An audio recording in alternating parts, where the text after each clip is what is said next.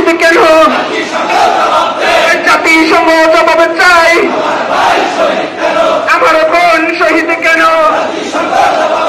জাতিসংঘ জবাব দেন। ফিলিস্তিনে হামলা কেন? জাতিসংঘ জবাব চাই। আমার ভাই শহীদ কেন? শহীদের রক্ত পিতা যেতে পারে না। শহীদের রক্ত পিতা যেতে পারে না। ফিলিস্তিনে গণহত্যা বন্ধ করো, করতে হবে। ফিলিস্তিনে গণহত্যা